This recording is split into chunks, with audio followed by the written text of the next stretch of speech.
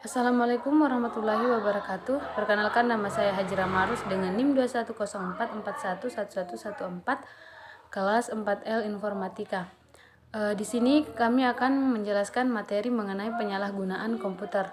Yang pertama, penggunaan komputer sebagai alat untuk melakukan kejahatan seperti pencurian. Kemudian yang kedua yaitu komputer tersebut merupakan objek atau sasaran dari tindak kejahatan tersebut, seperti sabotase yang menyebabkan komputer tidak berfungsi sebagaimana mestinya. Kemudian untuk definisi kejahatan komputer ini termasuk segala akses ilegal atau secara tidak sah terhadap suatu transmisi data. Di sini terlihat bahwa segala aktivitas yang tidak sah dalam suatu sistem komputer merupakan kejahatan. Kemudian untuk program perusak atau pengganggu, yaitu yang pertama bug, merupakan kesalahan-kesalahan yang terdapat pada suatu program aplikasi yang terjadi atau tercipta secara tidak sengaja. Kemudian yang kedua itu camelens. Sesuai dengan namanya, merupakan program yang diseludupkan atau disisipkan ke dalam suatu sistem komputer dan berfungsi untuk mencuri data atau informasi dari sistem komputer yang bersangkutan.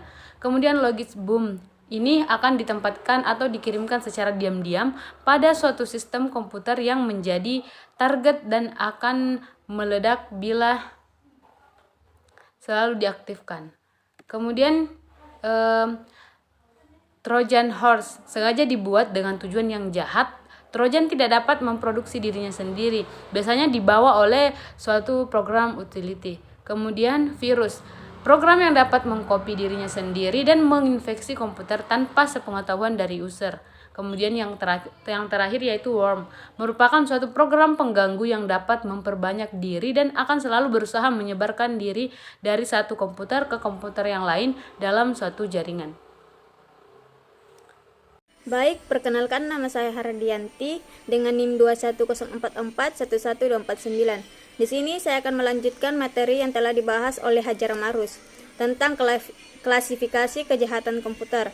Klasifikasi kejahatan komputer ada beberapa bagian. Yang pertama, keamanannya bersifat fisik atau physical security, termasuk akses ke gudang, peralatan dan media yang digunakan. Yang kedua, keamanan yang berhubungan dengan orang atau personel, termasuk identifikasi dan profil risiko dari orang yang mempunyai akses atau pekerja. Yang ketiga, keamanan dari data media serta teknik komunikasi. Yang termasuk dalam kelas ini adalah kelemahan dalam software yang digunakan untuk mengolah data. Yang keempat, keamanan dalam operasi, termasuk prosedur yang digunakan untuk mengatur dan mengolah sistem keamanan dan juga prosedur setelah serangan. Selanjutnya, tentang regulasi terhadap kejahatan komputer. Target pengamanan adalah menghindari, mencegah, dan mengatasi ancaman-ancaman terhadap sistem. Sifat ancaman ada dua, yaitu ancaman pasif dan ancaman aktif. Ancaman pasif ini biasanya disebabkan oleh bencana alam dan politik, contohnya gempa bumi, banjir, perang, dan lain-lain. Kesalahan manusia seperti kesalahan memasukkan atau menghapus data, dan kegagalan sistem seperti gangguan listrik. Ancaman aktif ini disebabkan oleh kecurangan dan kejahatan komputer seperti penyelewengan aktivitas, penyalahgunaan kartu kredit, sabotase, pengaksesan oleh orang yang tidak berhak. Selain itu juga karena program yang jahat atau usil seperti virus, trojan, dan lainnya. Selanjutnya saya bahas tentang hacker.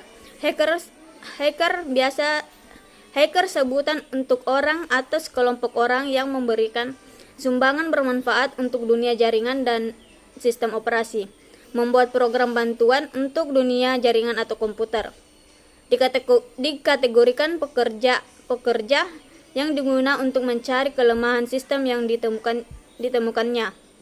Keahliannya dapat melihat, memperbaiki kelemahan perangkat lunak di komputer, biasanya kemudian dipublikasi secara terbuka di internet agar sistem menjadi lebih baik.